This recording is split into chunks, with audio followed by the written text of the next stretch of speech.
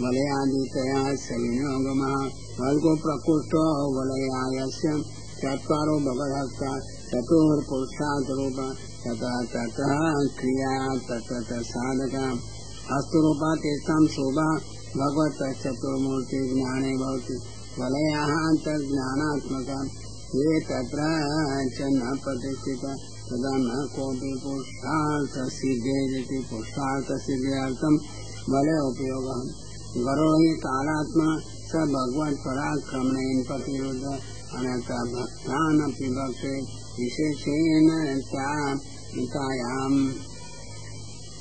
भगवतः माया तस्य पुत्रो गरुड कालस्यैव सदेति वैष्णवतन्त्रे तस्य स्कन्धेन पाणिनां दत्ते प्रवाहेन वा विन्यस्तो हस्तो येन इतरेनिति वचनाच्च भक्तानामर्थे एको व्यापारः लोकानां ब्राह्मणार्थं च अपरिति तदा इतरेण अधुनाम् अभ्यमेति इतरेनिति विशेषतो भगवत्सम्बन्धरहिता येन मोहयति इति चरणामिदम् अब्ज जगतात्मकं कमलं भगवत्सद्धार्थं वा लीलाकमलम्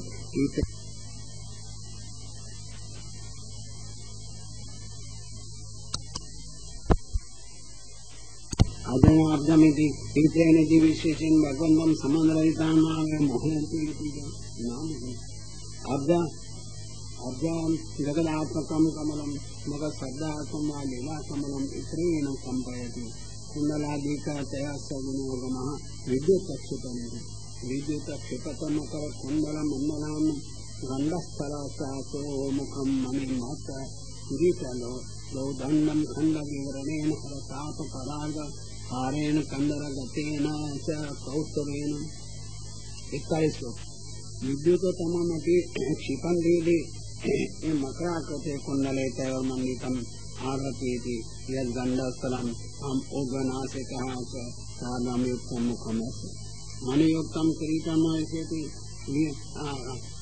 अवशिषो अभिधावनुतं ऋतरूपं केशस्थानरूपम् सांख्ययोगो कुण्डलो विद्युत्तमृत्यु कपोलद्वयोच्चप्यामकपति सांख्ययोगोत्तयोर अंगम वैतृप्तेन भगवतः स्वामेन च उपयुज्यते तावत् मृत्युनिवारको भवतः तदेव अस्मिन् शास्त्रे उपयुक्तो मकरो हि जलग्राह्य पात्रकं शरीरावृतं गच्छति तदापि अभिमानं शरीरं वा सांख्ययोगो गच्छतः कार्यं कुतमण्डलं मयस्य अपाकरूपस्य योग्यं भवति गण्डस्थलं तादृशेव भक्तिप्रपत्ति उत्पद्यते अतः सर्वदोषभावो नासिका साचेद मूर्धं भवति तदा भक्तिमार्गसोमति उपनिषदम् अज्ञानस्य तत्साध्यं परमेष्टम् तदपि मणियुक्त किरीटयुक्तं मणिः तत्र भगवत्स्थाने गच्छति भक्तात् एकेत तत्र न गतेव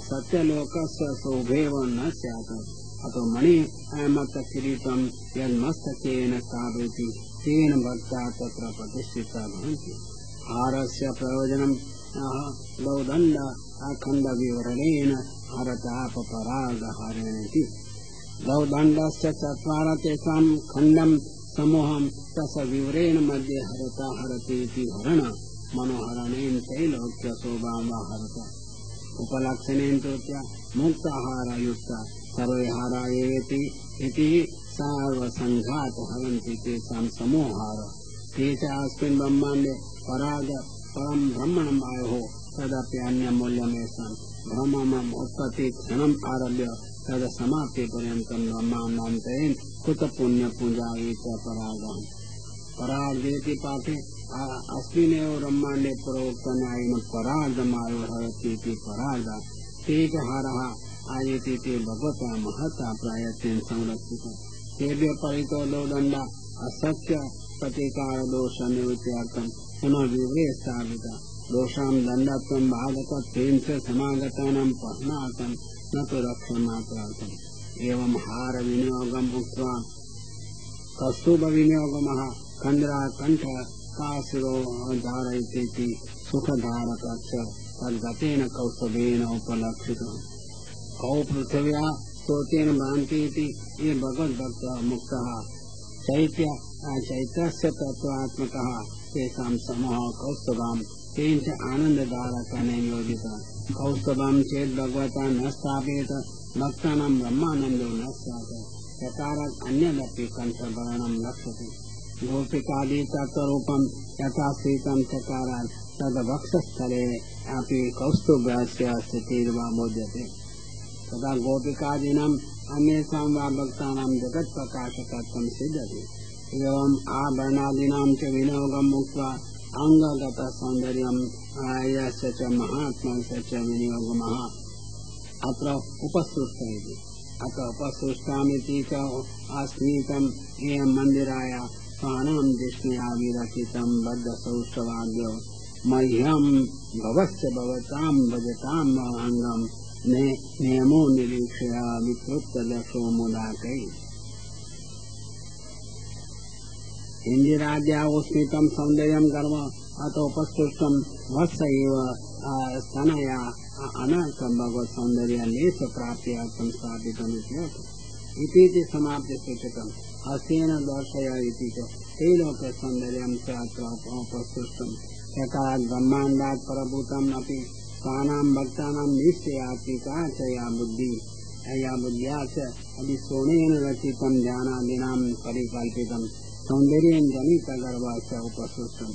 सौन्दर्यम् एव उपसृष्टं गर्ववा ततोऽपि उत्कर्षं प्राप्स्यति इति ये पुनर्लक्ष्म्या भगवते गर्वं प्रतिपादयन्ति। ते लक्ष्म्या दोषम् एव कथयन्ति इति उपक्षिण्यः। संकेतमपि अर्पितमिति च भक्ते कथमेवं धिया क्रियते। भगवत्सौन्दर्यं प्रागट्यस्यापि अयं विनियोगः स्पष्ट एव उक्तः। संस्थानविशेष विनियोगमः बद्धसौष्ठवाद्यमिति। सौष्ठवम् अवयवं विन्यासप्रकारः। तत्र सौष्ठवं भ्रमणां निर्मितं कमलादिषु वर्तते। तदा यावत् भ्रमणां जायते तावत् सौष्ठवं तस्य ततोऽपि अधिकं बद्धसौष्ठवं तेन च तद्रूपम् आद्यं तादृशमपि सौष्ठवं पूर्णमित्यर्थः। अनेन ब्रह्माण्डे अस्मिन् ब्रह्मनिर्मितानि दीक्षामपि भगवद्या बहवः पार्था भवन्ति इति सूचितम्। अन्यथा मुने तथा सौष्ठवं न प्रकाशितं स्यात्। एतावत् दूरे सुखीपदार्थानाम् उपयोगः इति न अधिकमन्यते। मूलकत्वं ख्यापनाय महात्मनः मह्यं भवस्य भवतां च भजतां भङ्गमिति।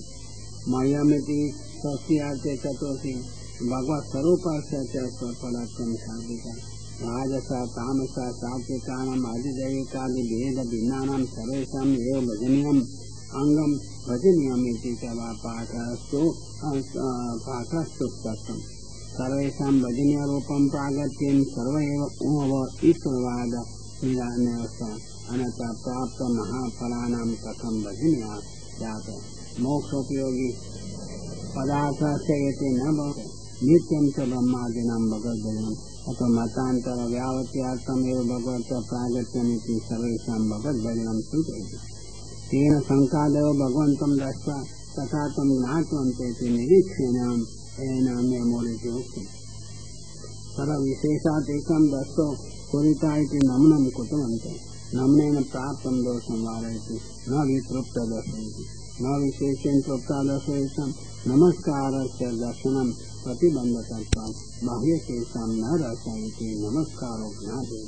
तद्यावत्यर्थम् अवितृप्तदर्शयति उक्तम्। मम तथापि साधनानि फलम् उत्कृष्टमिति दर्शनं च परित्यज्य कथं नेमुष्टत्रामुदेति।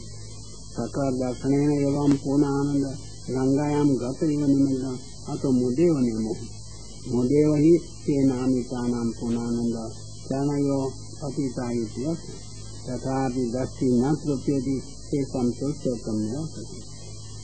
कई शिरोऽपि शिरसा नमस्कारो ब्रह्मलीलां ब्रह्मत्वसूचकः। एवं कृते भगवद्धर्मा प्रविशन्ति इति ज्ञापनार्थं भगवद्धर्मा प्रविशन्त्या तस्य अरविन्दनयनस्य तस्य अरविन्दनयनस्य पदारविन्दं किञ्जलां मिश्र तुलसी मकरन्दलावाहे अन्तर्गतः सा विवरणेन चकारान् तेषां संक्षोभम् अक्षरं जुषामपि चित्ततनुः। तेषां चित्ततनुः भगवच्चरणसम्बन्धिवायु संक्षोभं कृतवान्। तथा युक्तम अतः ते अक्षर उपासक आत्मरूप ब्रह्मोपासक ते देहेन्द्रान्तःकरणाध्यासहिता अतः तेषां न साधुष्व भक्ति रसस्तु नास्त्येव तथा भगवत सानिध्यात् भगवदीया धर्म तथा महादोषं यदि कुर्वन्ति तथा अतिशयमपि आलभे तथा तेषु अतिशयाज्ञाने संस्कारोच्यते तस्याम् अरविन्दनायेन चेति तर्हि पश्यति सर्वाण्येव स्वापेक्षितान् भक्तान् करोति तथैवेति भगवदपेक्षितान् अनेन इच्छेव ते भक्ताः कृता इति ज्ञायते किञ्च अरविन्दनायेन चेति नाम कमलनयनस्य दस्यवते संस्कृता इति अरविन्ददयते रवि अतिरिक्तं खण्डयति तद्विजा अतिरिक्तं धर्मं तेषामपि दूरीकरोति इति तेषां विरुद्धधर्मान् निवर्तयति नायनं हि पापकं प्राणरूपत्वान् अतो दत्वा महानका धर्मादिविचता प्रयोजका च साधिता इति उक्तम् किञ्च पदारविन्देति पदयोः तत्सं तेषु वृत्तः पद्यते ज्ञायते इति पदं ज्ञानात्मकं तत्सत्यमिति तेषां विशेषज्ञानमपि गतम् वयम् आत्मविद् एवेति आग्रहो निवृत्त इति तदपि अरविन्दं स्वप्रकाशकान् अतिरिक्तम् आत्मनि दूरे करोति इति ज्ञानधर्मो निवृत्तः तस्य किञ्जला केसरा खण्डसौदो संनिवतका तैररोदसी एवं मिश्रतो या भक्ति मिश्र भक्तत्व पालक शरीर जनक रजो मिश्र वायु ध्यान मार्गेण अंत प्रविश्य स्थूलशरीरा निरपेक्षमेव मध्ये शरीर उत्पादयति यदा चित्तदेहो पूर्वयो अंशतो ग्रहणं त्यागकरणात् संक्षोभयुक्त एव